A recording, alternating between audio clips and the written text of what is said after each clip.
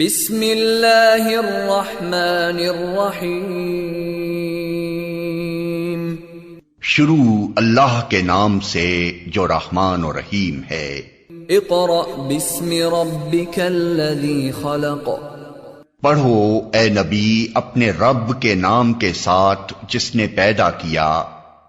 خلق الانسان من علق. جمے ہوئے خون کے ایک لوتھڑے سے انسان کی تخلیق کی. اقرأ وربک الاکرم. پڑھو اور تمہارا رب بڑا کریم ہے. الذی علم بالقلم. جس نے قلم کے ذریعے سے علم سکھایا. علم الانسان ما لم يعلم. انسان کو وہ علم دیا جسے وہ نہ جانتا تھا. Assalamu alaikum. We start our class with the name of Allah who is most magnificent and merciful. In previous class we have completed the chapter number 2 as well as we have started the chapter number 3, and the topic is the discovery of electron. And in this class, this is the video number 8 and week number 6, we will continue the chapter number 3, that is the atomic structure. Okay, in this class we will study the discovery of electron. After this we have discussed the discovery of proton.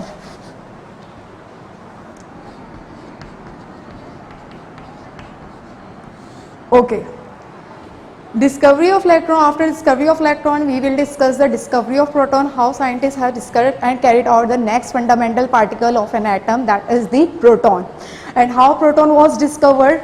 The scientist named Goldstein observed that some rays are produced which is from the cathode rays. Some rays are produced from the cathode, that are the cathodes, and go towards the anode.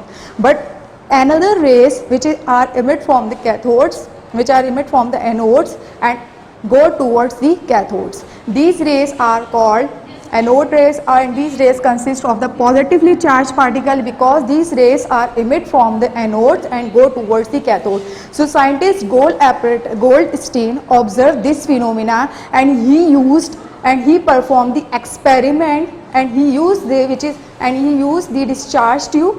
This is called the discharge tube.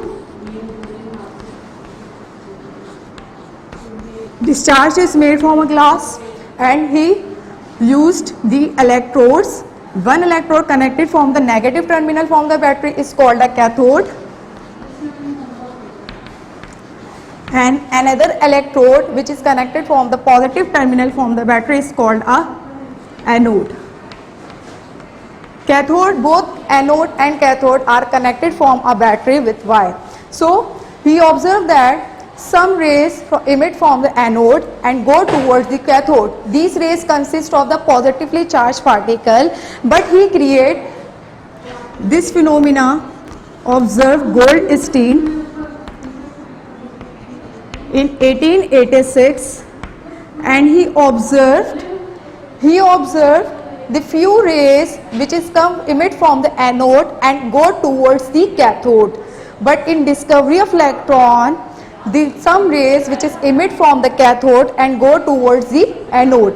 Goldstein observed the same phenomena in this discharge tube. He used the same discharge tube which was used in the discovery of electron, but he created a minor change. He used a perforated cathode. He created a hole in this cathode, as well as high voltage battery. He used this in this experiment, his high voltage battery. He passed the high voltage from this experiment. He passed the high voltage current from this experiment. So due to this he observed some rays go towards the cathode to anode, but here in this experiment some rays which is emit from the anode and go towards the cathode. These rays consist of the positively charged particle. So the first postulate is that properties of these rays go towards the cathode, and these rays travel in a straight line.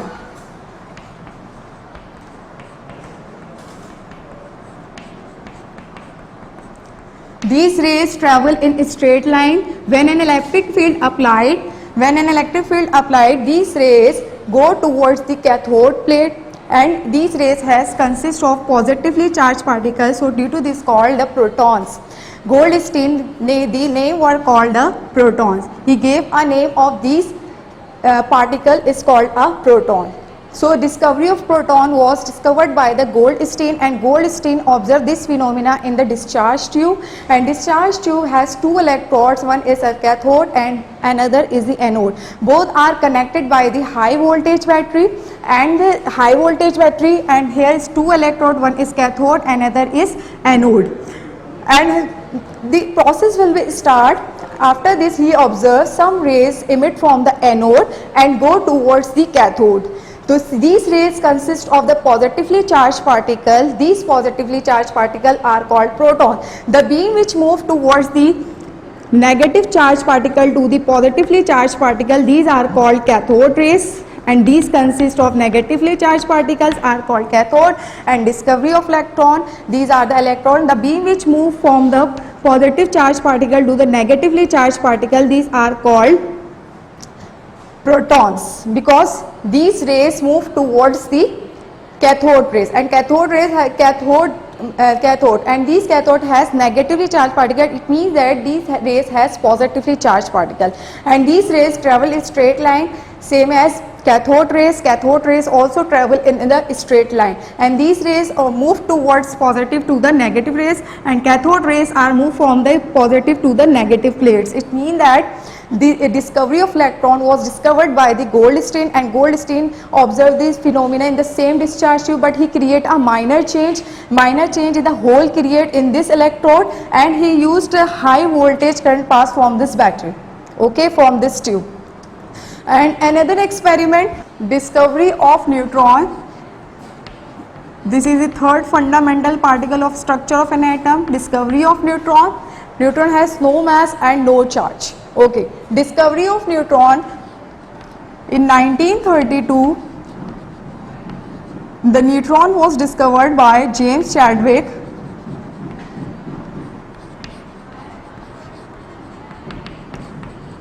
He discovered the third fundamental particle of an atom, structure of an atom. Third fundamental particle for the structure of an atom through the artificial radioactivity. He observed the experiment through the artificial radioactivity.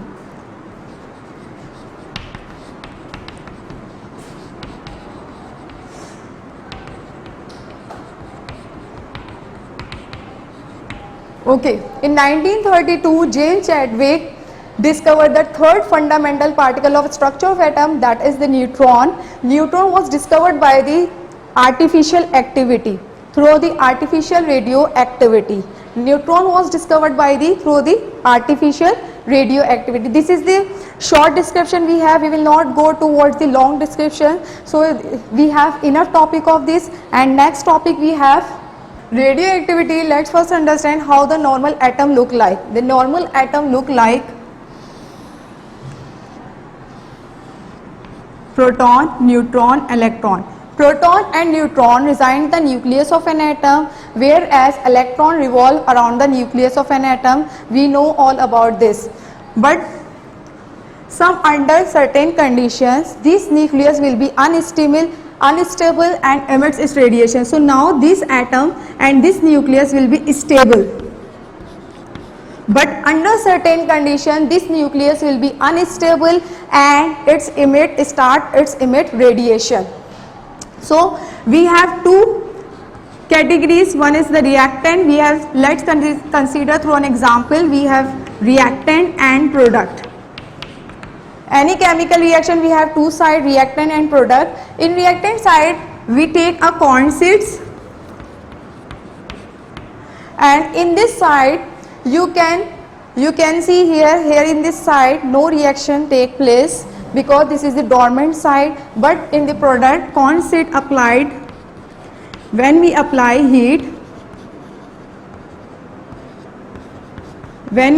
the heat, On the heating, they start the change of reaction. It react differently under the different condition. It react differently under the different conditions. Similar thing happens in the nucleus of an atom. In nucleus of an atom, under certain condition, the changes occur. Spontaneous disintegration nucleus will be occur. In the nucleus will be occur, the nucleus become unstable. Similar thing happens in the nucleus of an atom. Okay. How the entire nucleus become unstable. Let's consider through an example how the entire nucleus become unstable. Let's see the nucleus, which is a nucleus of helium atom. This is the nucleus of the helium atom. In helium nucleus, here is 2 proton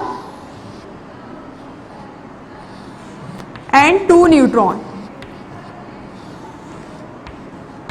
2 proton and 2 neutron. Proton has positive charge. How they are together? How they are chemically bind together? Okay, they are bind together. Here are the some nuclear binding forces between protons. How are they bind together? Because here are the some nuclear binding forces. So due to this, these protons are bind together. Nuclear binding forces.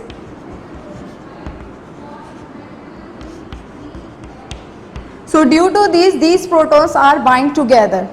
But there are the certain forces, there are the certain nuclear binding forces are disturbed because under certain condition, and there are the imbalances of forces, their stability is disturbed. So the nuclei will be unstable and the nucleus will be unstable. So we can say that the nucleus become unstable due to the imbalances of nuclear binding forces. Due to the imbalances of nuclear binding forces, the nucleus will be unstable, but under certain conditions. So what are the major different conditions for that? Nucleus, a proton number, or we can say that when number of proton is greater than 83,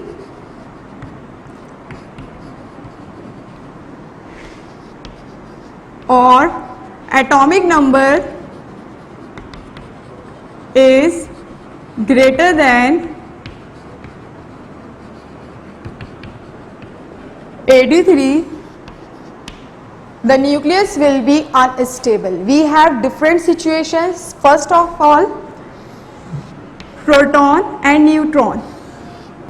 When number of proton is greater than the number of neutron, the nucleus will be unstable. When number of proton is much less equal to the number of neutron, the nucleus will be unstable. When number of protons is somewhat or less equal to the number of neutrons, at that time the nucleus will be unstable. So we have different situation. The nucleus will be unstable. These are the basic situations. So in this situation, the nucleus will be unstable. So due to this, the nuclei will be, so the nucleus of an atom, so due to this situation, under a certain condition, this nucleus will emit such kind of radiations, invisible radiations. These substances are called as radioactive substance.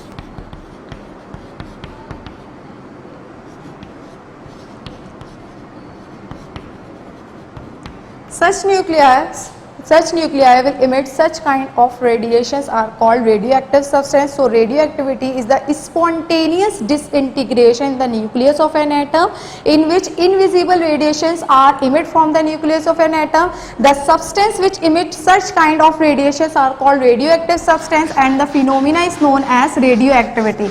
The substance which emits such kind of radiations are known as radioactive substance, and the phenomena is known as radioactivity.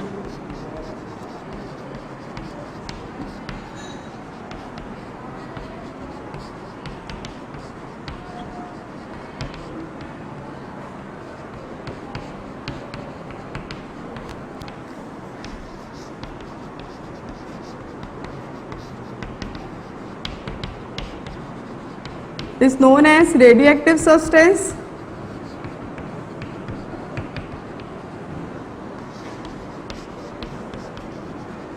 and the phenomena is known as radioactivity. So radioactivity is the spontaneous disintegration in the nucleus of an atom, in which atom emits such kind of invisible radiations, and atom emits such kind of invisible radiation. The substance which emits such kind of radiation is known as radioactive substance. For example, we have a uranium element.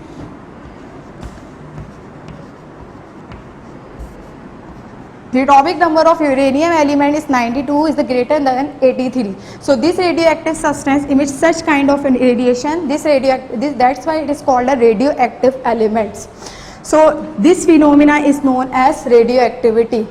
So the substance which emits such kind of radiation is known as radioactive substance, and the phenomena is known as radioactivity. Ernest Rutherford in 1902 performed an experiment of radioactivity. In 1902, Ernest Rutherford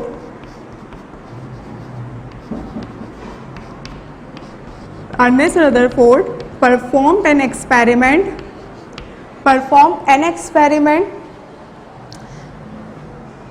He determined the radiation of radioactive rays, and it is composed of these rays composed of three type of rays. So first of all, he performed an experiment.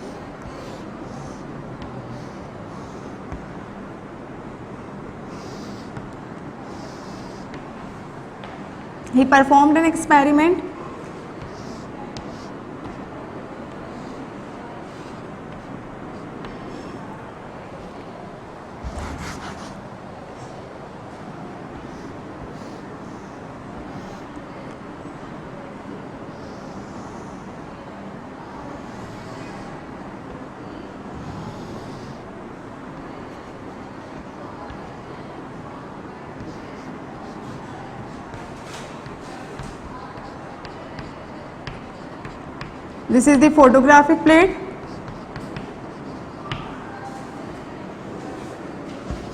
We performed an experiment and show the separation of these rays, which is called the alpha, beta and gamma.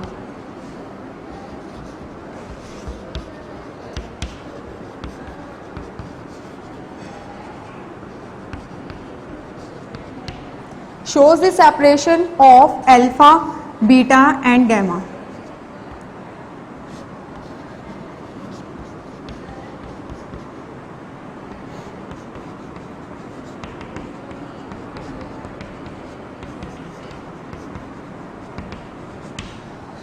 Okay. In 1902, Ernest Rutherford he determined the nature of radioactive rays, and this radioactive ray is composed of three type of. This radioactive substance is composed of three type of rays. He used the radioactive substance like that uranium. Uranium is a radioactive substance. Why? Because it has a greater atomic number 83. It has a greater atomic number as compared to the 83. It has 92. So they were used the radioactive substance. This radioactive substance was placed in the lead block. He used here the system. He performed an experiment. He used the lead block. Lead block is a hard block. From this, the rays were not emitted from the outside. So that's why he used the lead block, and in this lead block they were placed the radioactive substance. This radioactive substance is the uranium element because it has the higher atomic number from the 83. From 83 it has higher atomic number, and in front of this radioactive substance he placed the photographic plate. This is the photographic plate. This is the silver plate, and the shiny. This is made from the silver. This plate is made from a silver, and its surface are shiny. So he gets an impression on these rays. He gets an impression because it is a silver plate, and he gets an impression from these rays. So in front of these plates he placed the two electric field. One is the negative and one is the positive. He passed the electric field and he used two plates. One is the negative and one is the positive. So the radioactive material was placed in the lead block. So these between two oppositely charged plates, these are the electric field, and they were connected with the battery. These electric plates are connected with the battery. So when current is passed from this lead block, so these rays were resolved into three components. From this, these rays were resolved and divided into three components: alpha, beta and gamma. So first rays go towards the negative plate. It means that it carry a positive charge because it go towards the negative plate. So they were named alpha rays. And another rays go towards the positive, another component which go towards the positive plate. It carry a negative charge. And third component, it has no mass and no charge. It go towards and directly go towards the photographic plate, and it has no mass and no charge. So first component which go towards the negative plate, it means it carry a positive charge. These were named called alpha rays. Another rays which go towards the positive plate, it means it carry a negative charge. So these were named called beta rays. Another rays, it has no charge and no mass, and it directly go towards the photographic plate. So they were named called gamma rays. Alpha rays has positive charge, beta rays has negative charge, and gamma has no charge and no mass, and it go towards the directly photographic plate. So it's all about the radioactivity. Ernest Rutherford performed an experiment in 1902. He determined the nature of radioactive rays. These radioactivity substances are composed of three types of rays. First one, alpha, beta and gamma. Alpha has positive charge and beta has negative charge. Gamma has no charge because it has no charge and no mass, and directly go towards the photographic plate. So it's all about the radioactivity. So another topic we have, Lord Rutherford in 1911 performed an experiment.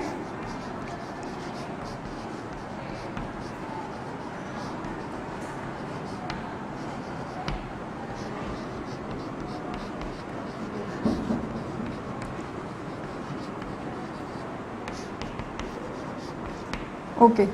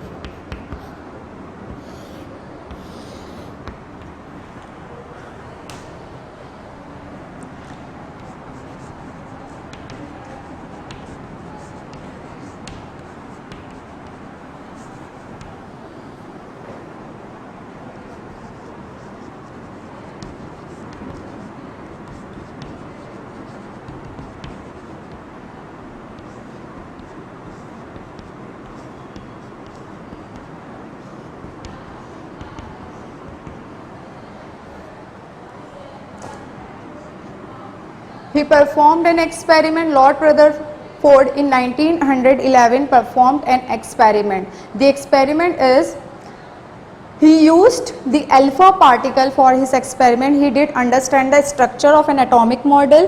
This is how the experiment of setup look like. First of all, he used the alpha particle for his experiment. Why alpha particle for his experiment? First of all, what is alpha? We have a helium. Helium have 2 electrons and Helium have 2 electrons and 2 protons. Helium has 2 protons and 2 neutrons and 2 electrons. When this atom gives 2 electrons, this shell completely remove and it gain a positive charge. So that time it is called a proton and alpha particle. So that time are called a proton and it's called a alpha particle. So these are called the alpha particles. These are also called the alpha particles. Alpha particle having high energy. Why he used alpha particle for his experiment? Because alpha particle having high energy and heavier as well.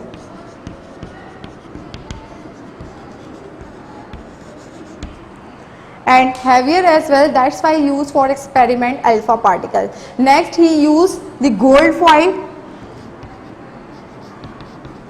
atom of gold foil. Why he used the gold foil for his experiment?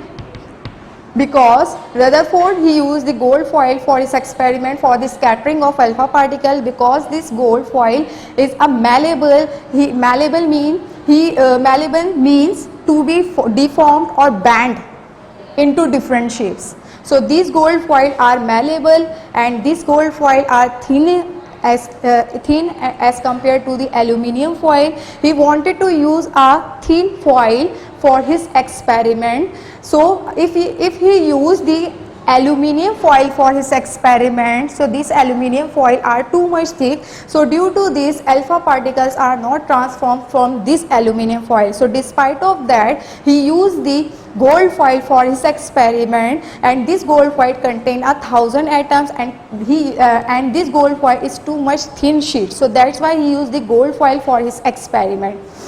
So first of all he performed an experiment. He passed a beam. First of all he performed an experiment.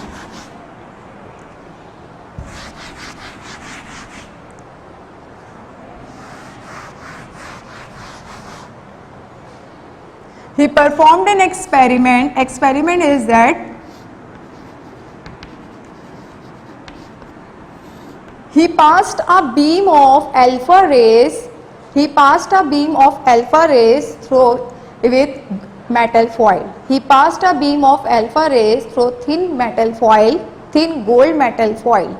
So he observed that we have an experiment. Experiment is very short in wording. He passed a beam of alpha rays through thin gold metal foil. So he observed that we have an experiment. He passed a beam of alpha particle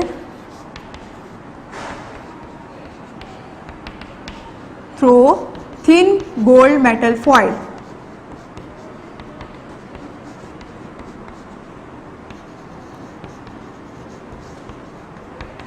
So he observed, what he observed? He observed, we have a observation.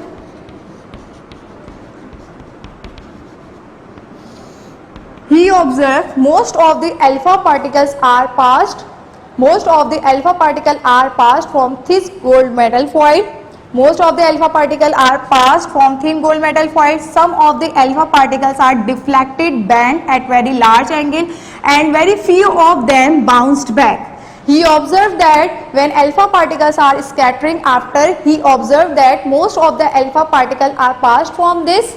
Majority of alpha particle, alpha rays are passed from this thin gold metal foil, and after this he observed very few of alpha particles are deflected and bent from very large angle, and in 20,000 very few, 1 or 2 alpha particles are bounced back from these thin gold metal foil. We have observation. He observed most of the alpha rays are passed from this without any deflection. Most of the alpha rays are passed without any deflection. You can see here is the most of the alpha rays are passed from this thin gold metal foil from the deflection. Some of the alpha rays, another observation here, some of the alpha rays are deflected at very large angle. Some of the alpha rays are deflected at very large angle, and 20,000 very few of the alpha rays are bounced back. Very few of alpha rays are bounced back.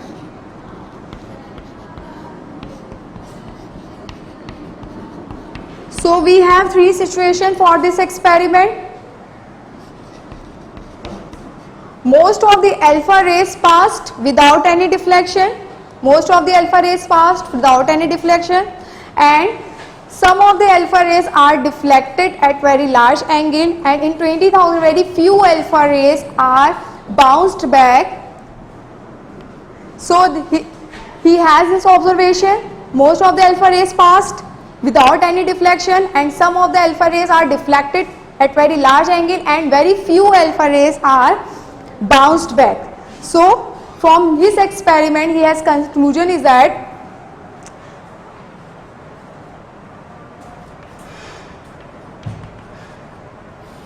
from this experiment he conclude that the volume of an atom occupied by an atom must be largely empty.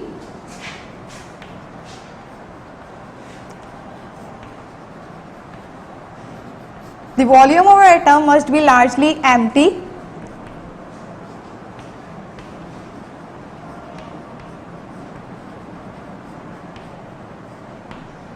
First conclusion he has, the volume occupied by an atom must be largely empty, and second conclusion is that in the center of the nucleus, which is the very densely concentrated region, so due to this very few alpha rays are bounced back after collision from this densely charged particle. It means that atom in the center of the region of the atom, it has positively charged particle. This positively charged particle is called a nucleus.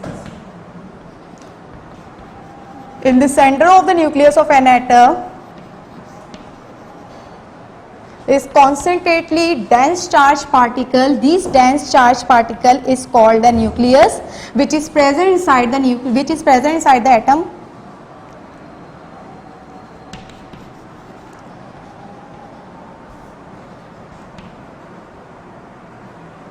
And this nucleus has positive charge. So due to this, these alpha rays are collide from this nucleus, and due to this, these alpha rays are bounced back from this nucleus.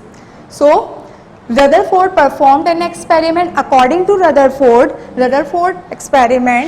conclusion is that most of the alpha rays are passed without any deflection, and few of the alpha rays are bounced back because these alpha rays are collide with these densely concentrated charge which is present inside the nucleus, which is present inside the atom, and it is called a nucleus. One is the nucleus and other is the extranuclear part.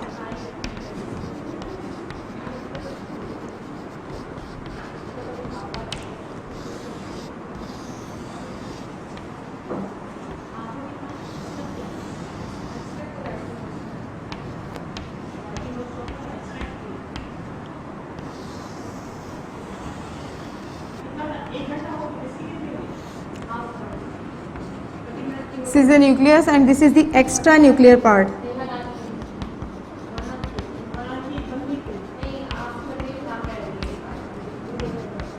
According to the Rutherford model, the atom consists of the two parts. One is the nucleus and other is the extranuclear part.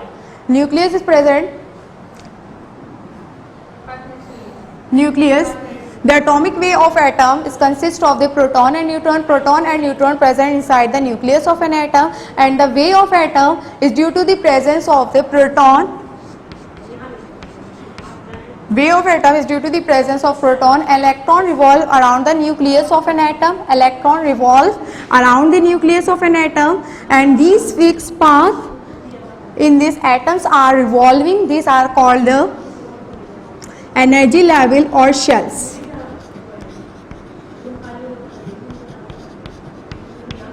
These are the energy level or shells, and in the atom the center, which is called the nucleus. Nucleus contain proton and neutron. Proton and neutron reside in the nucleus of an atom, and the weight of an atom is due to the presence of proton. So according to the Rutherford, nuclear atom consists of the two-part nucleus and extranuclear part. After this, weakness or defects of the Rutherford atomic model.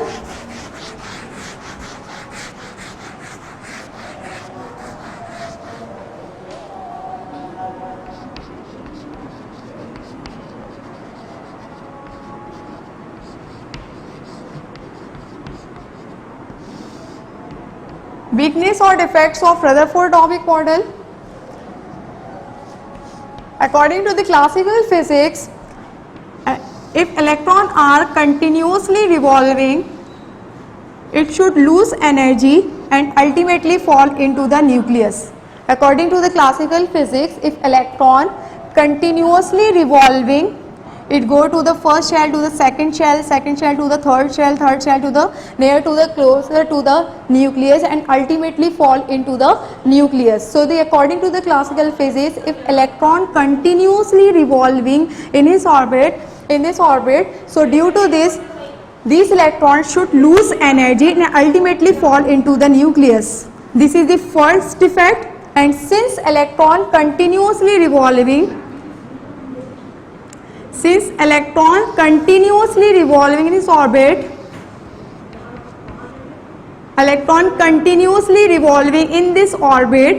so these electrons give a continuous spectrum.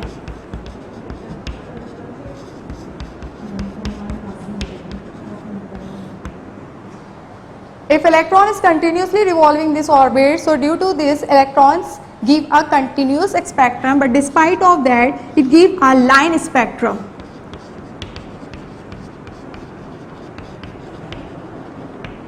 So we have two defects of the Rutherford atomic model. If electrons are continuously revolving in this orbit, so these electrons should lose energy and ultimately fall into the nucleus.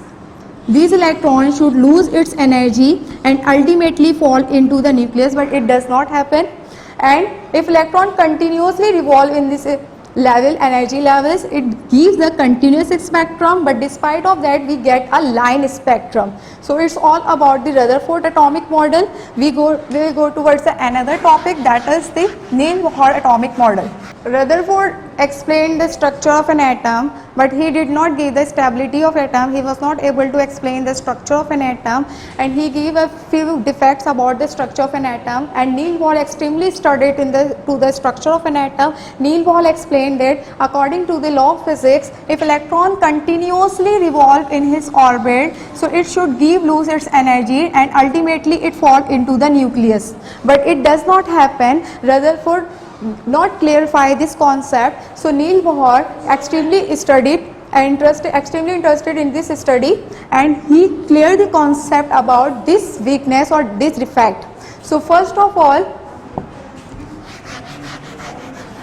Neil Bohr says that in 1930 he gave an atomic model, he gave a perfect atomic model. So due to this atomic model, he gave an atomic model.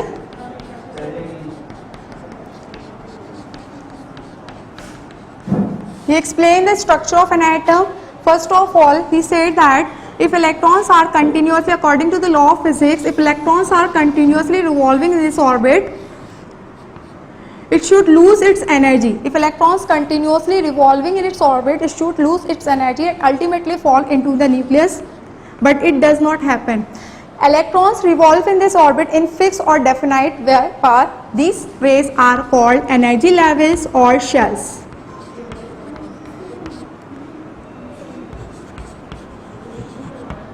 Each shell has a fixed energy level. So due to this, these electrons are not radiate energy, and in these shells, electrons are continuously revolving. So the electrons are not radiate the energy, and it does not happen. The electrons are ultimately fall into the nucleus according to the Rutherford.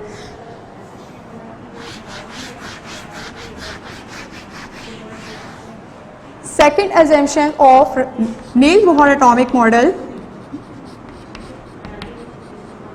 Second assumption of Neil Bohr atomic model. So this is the nucleus. This is the first shell. Those shells are closer to the nucleus that have a greater force, and those shells are away from a nucleus, it has a lesser force. Those shells are away from a nucleus, it has a lesser force, and those shells are greater to the nucleus, closer to the nucleus, it has a greater force. So according to Neil Bohr atom, electrons revolving in a fixed orbit, this is the first orbit, K shell, and this is the second orbit, L shell, this is the third orbit, M shell, and fourth orbit have N shell. First orbit, which is close to the nucleus, is called the K shell. Electron revolve in the fixed or definite energy shells, energy levels. These are the K shells, L shell, M shell or N shell. The orbit which is close to the nucleus, it has minimum energy. The orbit which is close to the nucleus, it has minimum energy. The first orbit is called K shell, another L shell, second shell, third shell is called M shell, and fourth shell is called N shell. The orbit energy, the energy is related to the orbit size. The energy is related to the orbit size. It has the orbit which is close to the nucleus, it has its smallest in size and its energy is very low energy, because this orbit is close to the nucleus, and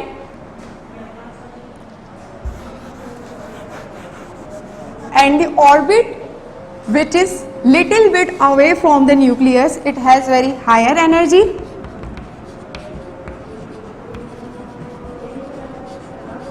And the orbit which is away from a nucleus, it has highest energy.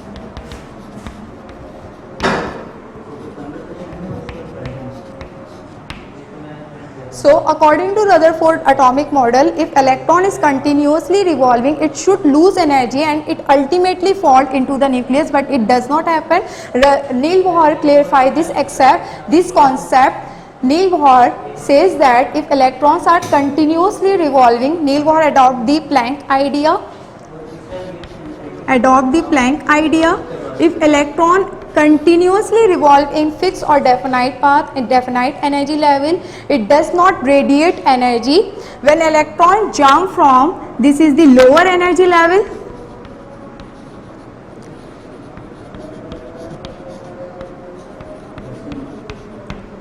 E1, and this is the higher energy level, E2.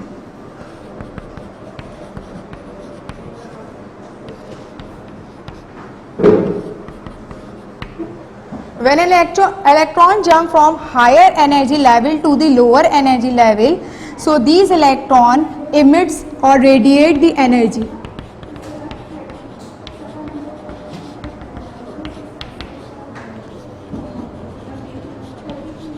Basically, Neil Bohr says that when electron jump from higher or energy level to the lower energy level, so the electron emit or radiate the energy.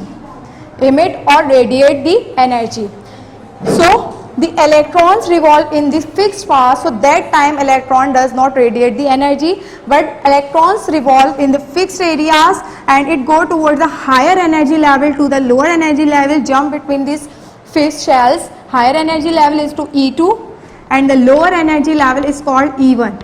So that time electron release this energy, and this energy released in the quantity is called the quanta. What is quanta? Quanta here, the system has certain energy levels. Quanta means system has certain energy levels.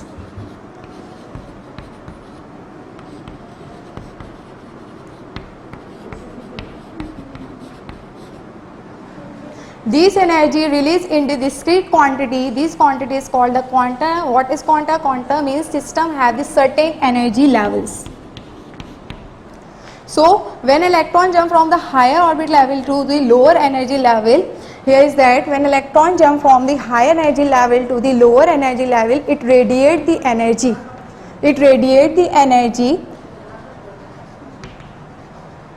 This energy in the form of line spectrum.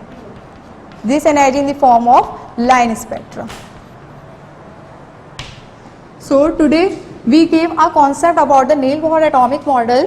He gave a concept. He gave a clear the concept about the Rutherford atomic model. Rutherford said that if since electrons revolving in his orbit, electron continuously revolving its energy and ultimately fall into the nucleus. But despite of that, Neil Bohr says that if since electrons continuously revolving in its orbit or energy level, it does not radiate the energy. When electron jump from higher or energy level to the lower energy level, that time electron radiate or emit the energy. These energy discrete or release in the form of quanta. What is quanta? System have certain energy level is called the quanta. So it's all about the Niels Bohr atomic model. First of all, we will discuss about the atomic number. What is atomic number? Why the one atom of element is different from the other atom of an element. Suppose that we have an atom of carbon element and we have an atom of another element is in nitrogen. We have two atoms. These two atoms are different. Why? Because due to the presence of atomic number. Okay, one atom is different from the other atom. For example, carbon, atomic number of carbon is 6. Atomic number of carbon is 6. It means that it has 6 proton and 6 electron. 6 proton and 6 electron. Okay, next example we have nitrogen number is 7. Atomic number of nitrogen is 7. It means that it has 7 proton and 7 electron. So what is the atomic number? Number of proton in the nucleus of an atom.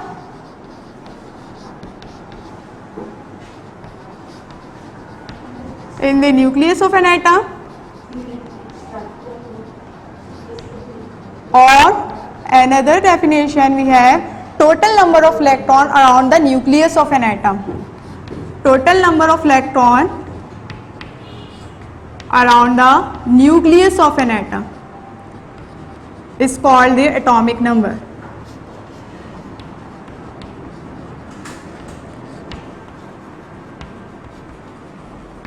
So due to this, one atom is different from the other atom. So because we have number of proton in the nucleus of an atom is called atomic number, and total number of electron around the nucleus of an atom is called the atomic number. Carbon number is 6 proton and 6 electron, and nitrogen has 7 proton and 7 electron. So these atomic number are written as subscript side. This is the subscript side, bottom side, and this is the top side, the superscript side. So atomic number is denoted by Z, and atomic number is written as a subscript side and written as a left side of the chemical symbol. This is the atomic number, and atomic number is denoted by Z. So another terminology we have a mass number. What is the mass number? Total number of proton and neutron present in the nucleus of an atom.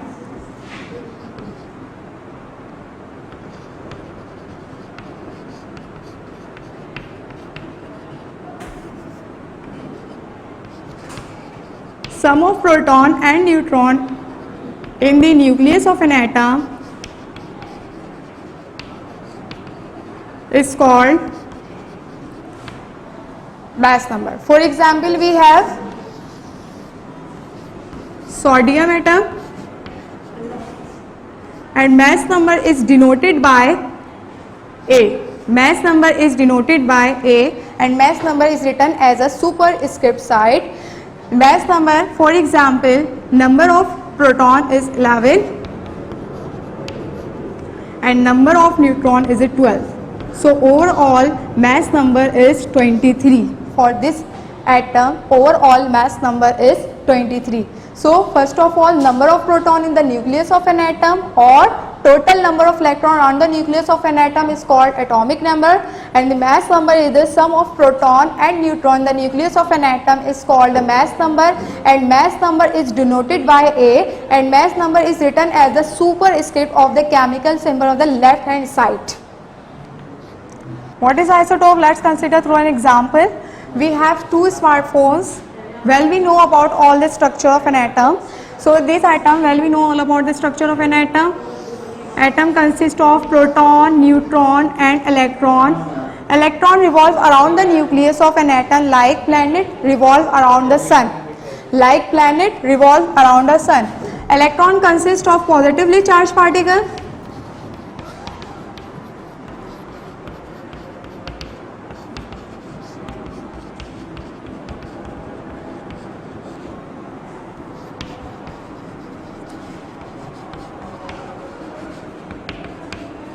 Electron consists of the positively charged particles, so due to this whole nucleus contains positive charge.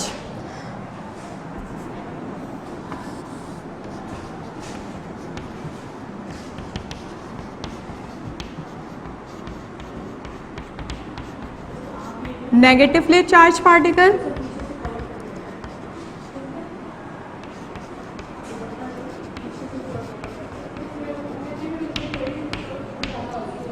Proton consists of the positively charged particles, so due to this whole nucleus contain positive. Electron consists of the negatively charged particles, so the whole atom number of protons is equal to the number of electrons, so due to this the whole atom become electrically neutral. If number of proton is equal to the number of electrons, so due to this number of proton is equal to the number of electrons, so due to this whole atom become electrically neutral.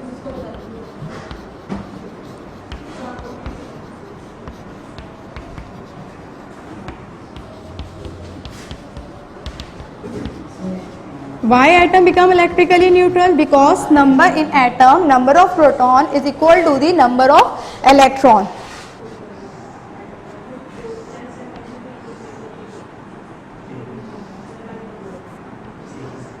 We have two cell phones.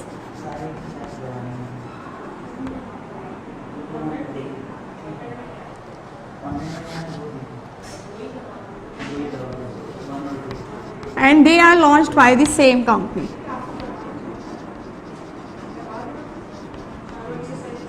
They have same size,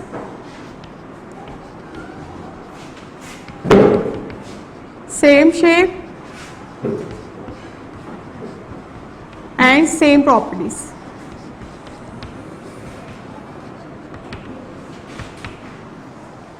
We have two cell phones. They are launched by the same company, but it has same size, same shape and same properties. But one difference is there. One cell phone is blue in color and other one is a black in color. Here is a small difference.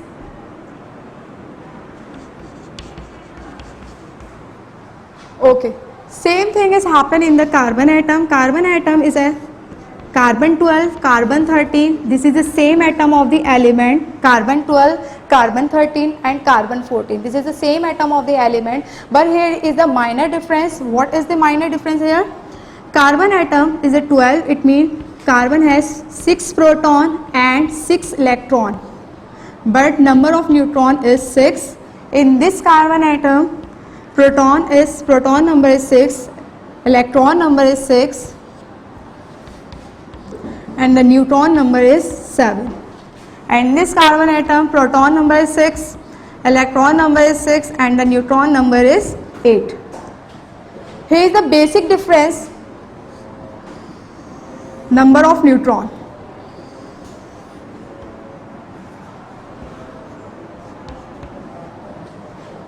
In 3 carbon atoms, the proton and electrons are the same, but difference between the number of neutrons.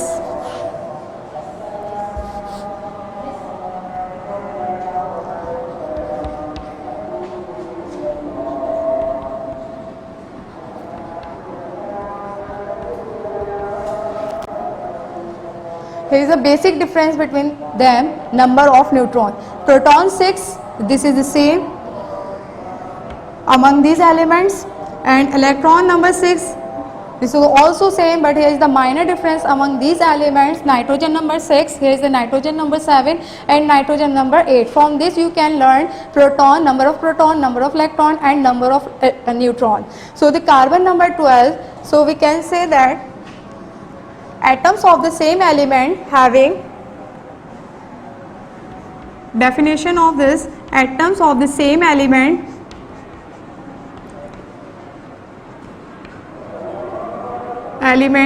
having same proton and neutron,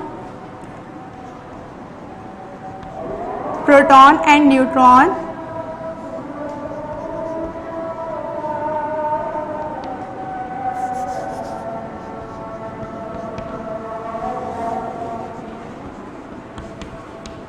but different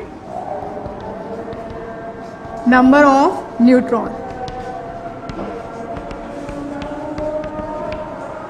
But here is the minor difference between among them number of neutron.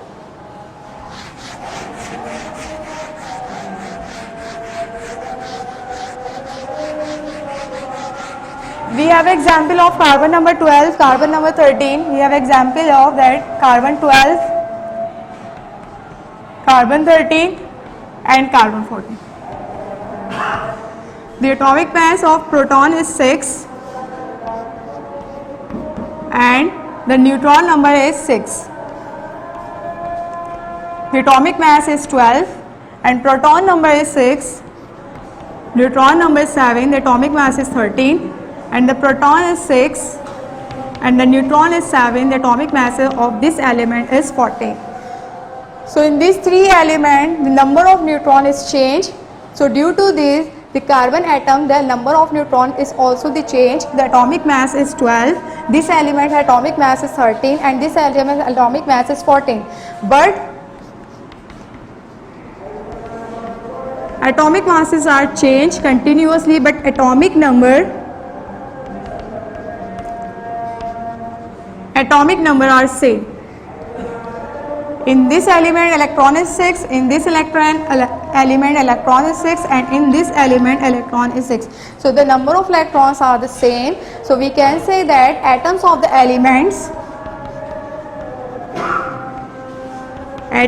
same elements having same atomic number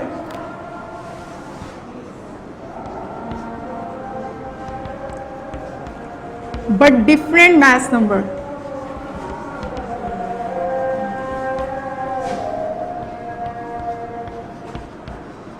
This is the definition of isotope. Atoms of the same element you can see easily. Carbon 12, carbon 13, carbon 14. This is the same elements having same atomic number.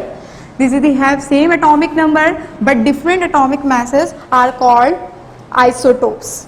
So we have three isotopes of hydrogen.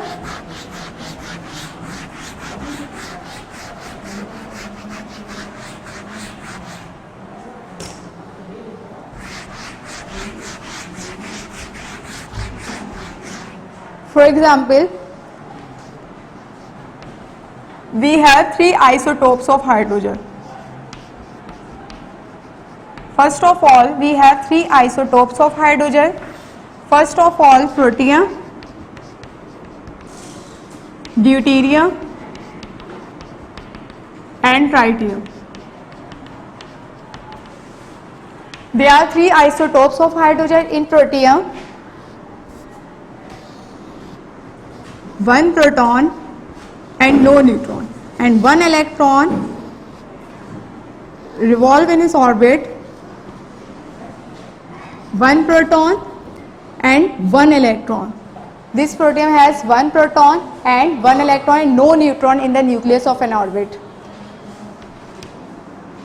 This is called a protium. Deuterium, about 99.98% of hydrogen contain protium. Deuterium contain one proton and one neutron and one electron which is revolved around the nucleus. So overall atomic mass is 2. Okay. In tritium, one proton and two neutron, and it has also one electron revolved around the nucleus.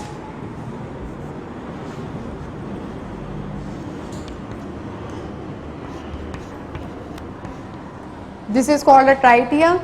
There are three isotopes of hydrogen. Number one is protium, number second is the deuterium, and third is the tritium. Here is the basic difference with the atomic masses. In these three atoms, the atomic masses are changed. Chlorine atom is composed of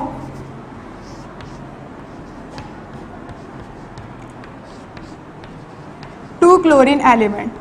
Here is another isotopes of chlorine. These are the isotope because here is the atomic number is same, but here is changing the atomic masses. Chlorine atom is composed of two chlorine elements. In this chlorine element, atomic number is same.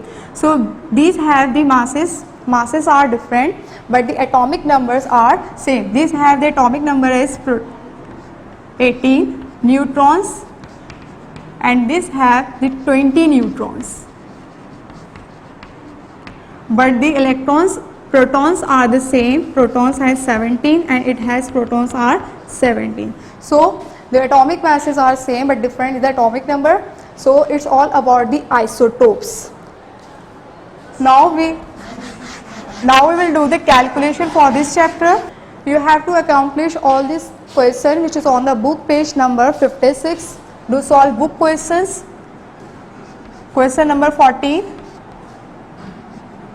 15, 16 and 17.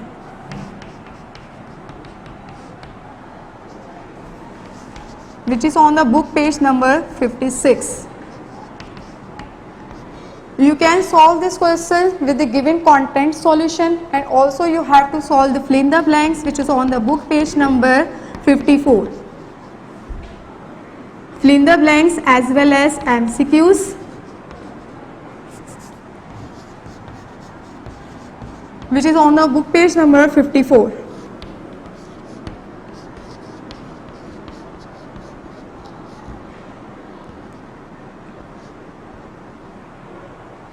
You have to do a copy work with the given content solution. You have to do a book exercise questions which is on the book page number 56. Questions are 14, 15, 16 and 17, and also you have to solve the fill in the blanks and MCQs which is on the book page number 54.